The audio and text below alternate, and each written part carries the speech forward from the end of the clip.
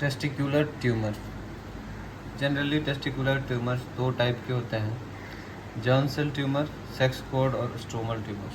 ठीक है, तो सेक्स कोड और तीसरा टाइप होता है लिम्फोमा भी होता है, चौथा में अदर ट्यूमर्स। उनको बेली ऐसे 4 टाइप से क्लासीफाई करके रखा हुआ है। जर्म सेल ट्यूमर एक 90 to 95% केसेस में होता है, और दूसरा है सेक्स कोड और स्ट्रोमल ट्यूमर्स है, और तीसरा लिम्फोमा, और चौथा में अदर ट्यूमर्स करके रखा है। ठीक है, और जर्म सेल ट्यूमर्स में सेमिनोमा और non seminomatous, and non seminomatous germ cell tumour. ठीक है ना। सेमिनोमा जो है ना 4th डिकेड ऑफ लाइफ में पीक इंसिडेंस होता है और मोस्ट कॉमन ओवरऑल होता है, जबकि नॉन सेमिनोमेटस जो होता है कोरियोकार्सिनोमा, इसका 4 है, more common 3rd decade of life होता है, कोरियोकार्सिनोमा होता है। Non seminomatous germ cell tumour में choriocarcinoma, embryonal carcinoma, teratoma, yolk cell tumour, सबके बारे में थोड़ा थोड़ा देखेंगे। ठीक है, एक बार एक वन लाइनर्स देख लेते हैं कि मोस्ट कॉमन ट्यूमर ओवरऑल है सेमिनोमेटस जर्म सेल ट्यूमर, जैसे कि मैंने यहाँ बता दिया। ठीक है ना। Most common tumour in children क्या क्या है, तो ये यॉर्क सेल ट्यूमर सब, जो कि non seminomatous germ cell tumour. ठीक है, most common tumour in elderly तो लिम्फोमाज है। ये टेस्टिकुलर ट्यूमर का 3 टाइप्स मैंने बताया था, जैसे कि यहाँ पे बेली 3rd क्लासिफिकेशन करके रखा हुआ है। तो most common bilateral testicular tumour lymphoma यही होता है।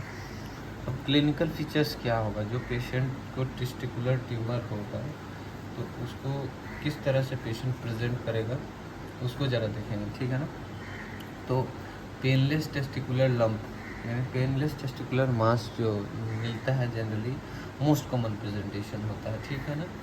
और इसमें पेशेंट बहुत ही कम ही पेशेंट होते हैं, फ्यू पेशेंट्स एक्सपीरियंस पेन जो है बहुत कम ही पेशेंट्स को होता है, मोस्ट कॉमनली पेनलेस होता है। और ओल्डर बुक में डिस्क्राइब करता था लॉस ऑफ टेस्टिकुलर सेंसेशन, मतलब टेस्टिकुलर सेंसेशन कम हो जाता है। Abdominal lump, retroperitoneal lymph nodes में 70% केसेस में रेट्रोपेरिटोनियल एब्डोमिनल लंप होगा। और ये CT MRI CT करके देखते हैं, लंग्स में कैनन बॉल मेटास्टेसिस लंग में अपीयर कर सकता है। ठीक है, और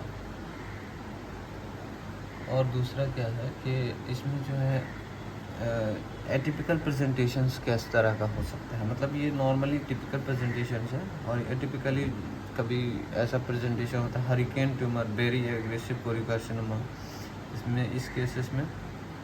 बाकी इस चीज़ को उतना डिस्कस करने का 6 मंथ में रियल सर्वाइवल पीरियड हो जाता है। It grows very quickly that outgrows its blood supply, metastasize to other organs before the outgrowth. Sertoli cells tumour, देखो यहाँ मैंने पढ़ा कि सेक्स कोड और स्ट्रोमल ट्यूमर्स में 2 ट्यूमर है, सर्टोली सेल्स ट्यूमर और लेडिक सेल ट्यूमर। और जिसको अगर सर्टोली सेल ट्यूमर होगा ना, तो वो फीचर्स करेगा फीचर्स ऑफ फेमिनाइजेशन का फीचर होगा, सर्टोली सेल ट्यूमर होगा। और अगर लेडिक सेल ट्यूमर होगा जिसको, उसको features of present with the features of masculinization और पैनिकोमेस्टिन, प्रिकॉशियस प्यूबर्टी। अब जो भी अगर मेरे पास केस आएगा, हमारे पास अगर केस आएगा टेस्टिकुलर ट्यूमर का, तो उसको कैसे वर्कअप कैसे करना है। तो एक चीज़ हमेशा याद रखना है कि FNAC या ट्रांसरेक्टल बायोप्सी कभी भी नहीं करना टेस्टिकुलर ट्यूमर के केसेस में। दिल्ली में एक लाइन लिखा है कि जो अगर कोई भी solid testicular lump that can not be felt separately from the testis may be a malignant tumour, समझ में आया ना। और malignant tumour solid testicular lump है that can not be felt separately from the testis may be a malignant tumour. Testis से solid में testicular lump है जो कि सेपरेट नहीं हो रहा है टेस्टिस से, तो वो हो सकता है मैलिग्नेंट ट्यूमर। और लिम्फेटिक स्प्रेड इसका बताया है बेलीज ने कि पैराओटिक लिम्फ नोड्स। ठीक है ना, अगर लिम्फेटिक स्प्रेड लिखना हो तो। ठीक है, और नेक्स्ट है कि वर्कअप कैसे करना। तो सबसे पहले मैंने बताया नो ट्रांसस्क्रोटल बायोप्सी कभी भी नहीं करते, क्योंकि अगर हम ऐसा करते हैं तो रिस्क ऑफ अपस्टेजिंग द ट्यूमर कर सकते हैं। ठीक है ना, तो ये कैसे करते हैं। और उसके बाद से अगर कोई पेशेंट आता है टेस्टिकुलर ट्यूमर का, तो इसके लिए हम क्या करेंगे? तो सबसे पहले हम ये करेंगे डायग्नोसिस के लिए टेस्ट वगैरह, ट्यूमर मार्कर्स चेक करेंगे।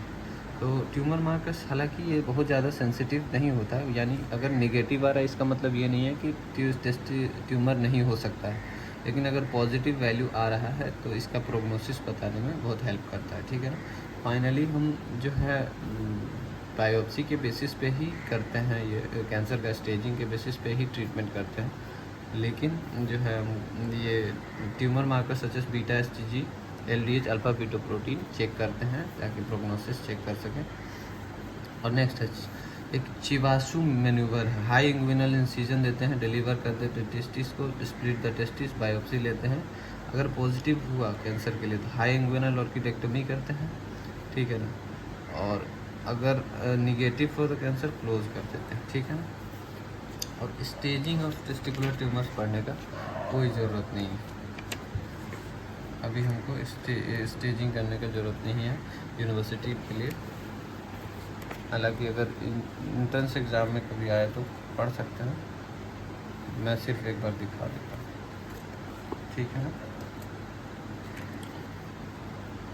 और नेक्स्ट है staging based on tumour marker और पोस्ट ऑर्किडेक्टोमी 7 to जैसा कि मैंने बोला कि रेज्ड अभी ट्यूमर मार्कर्स का बात हो रहा था। ट्यूमर मार्कर्स जो है ना, इसका एक और यूज़ है कि मॉनिटर करते हैं रिस्पॉन्स टू ट्रीटमेंट। अब mean serum half life of alpha fetoprotein है 5 to 7 days और HCG का है 2 से 3 दिन। तो पोस्ट ऑर्किडेक्टोमी जो है ना, सीरम मार्कर को वैल्यू करते ताकि स्टेजिंग के लिए यूज़ हो सके। तो उसके बाद जो है 7 to 10 days के बाद से फिर से ट्यूमर मार्कर करते हैं, ठीक है। और अल्फा फीटोप्रोटीन, एक चीज़ और देख लेना है कि alpha fetoprotein never raised in pure seminomatous tumour. अगर अल्फा फीटोप्रोटीन रेज्ड है तो seminoma that means there is non seminomatous component present as well. मतलब कि प्योर सेमिनोमेटस कंडीशन हो तो अल्फा फीटोप्रोटीन रेज्ड होगा ही नहीं कहीं, ठीक है। और inhibin is raised in Leydig cell और सर्टोली सेल ट्यूमर्स, तो पता ही लेडिक सेल से इनिबिन रिलीज होता है। Placental alkaline phosphatase raised in seminomas. और ये 8th है, इस सब फोकस करने की ज़रूरत नहीं है हमको। अब देखना है management of testicular tumours. High inguinal orchiectomy seminomatous और नॉन सेमिनोमेटस दोनों में करते हैं, ठीक है ना। तो स्टेजिंग डन यूजिंग CECT और थोरैक्स, एब्डोमेन और पेल्विस तीनों का सीरियल CECT कराते हैं, ठीक है ना, पूरा काम।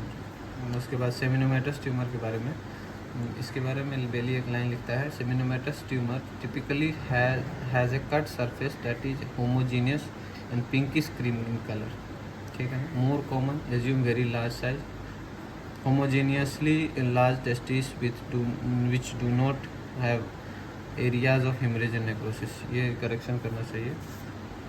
3 टाइप्स का सेमिनोमेटस ट्यूमर है, एक है क्लासिकल हो गया, दूसरा हो गया एनाप्लास्टिक हो गया, तीसरा है स्पर्मेटोसिटिक है।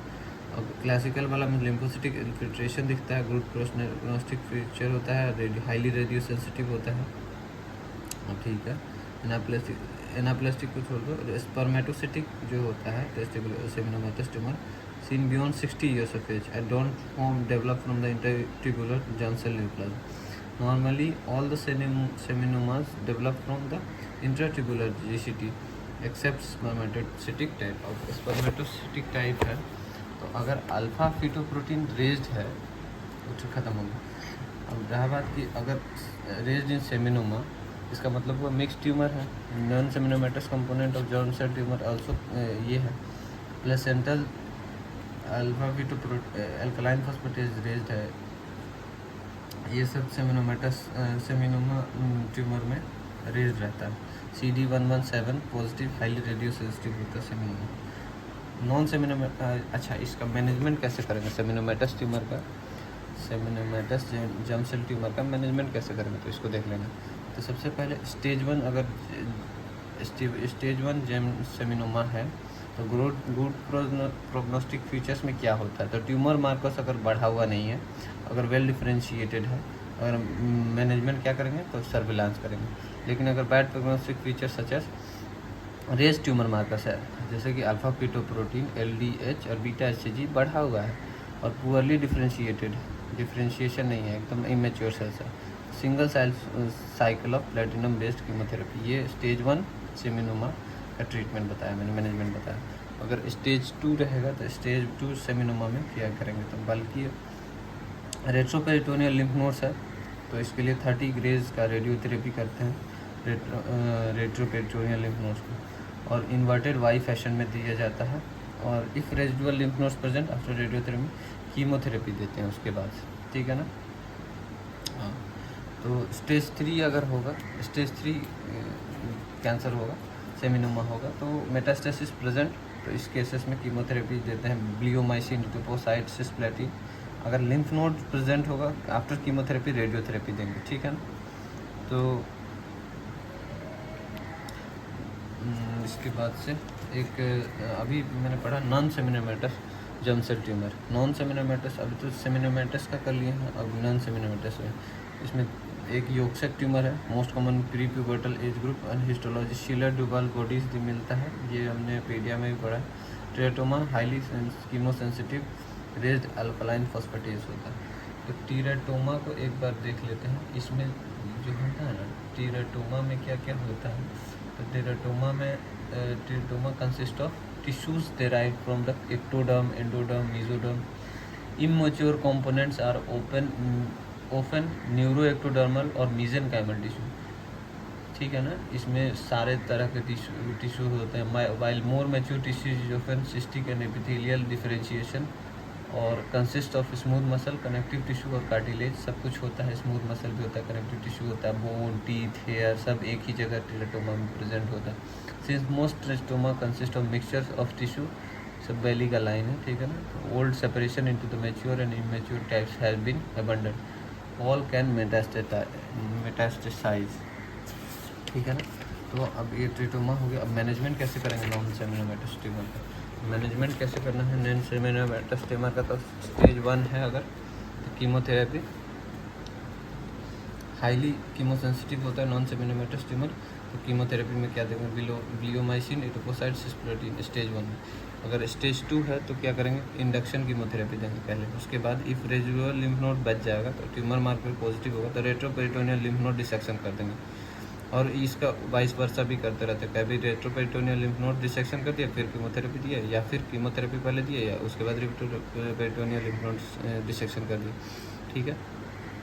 अब रहा nerve sparing retroperitoneal lymph nodes dissection करते हैं ताकि जो है एंटेरोगोड इजैकुलेशन मेंटेन रहे, नहीं तो बाद में सेक्सुअल लाइफ में प्रॉब्लम होगा पेशेंट को।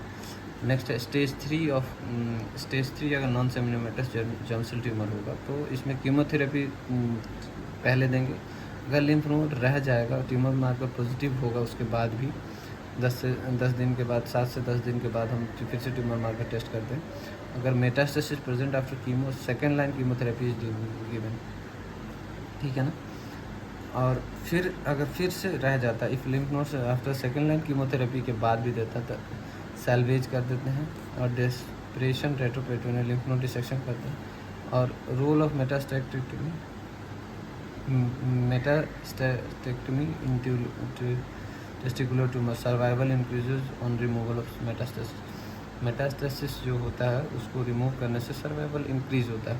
एक लर्न आर्म स्टोरी है जो कि 6 टाइम साइकिलिंग जीता था, उसको लंग और ब्रेन में मेटास्टेसिस कर गया था, यही non seminomatous germ cell tumour, जो कि वो वैसे तो वो डोप करके जीता था, डोपिंग करता था, स्टेरॉइड लेता था, लेकिन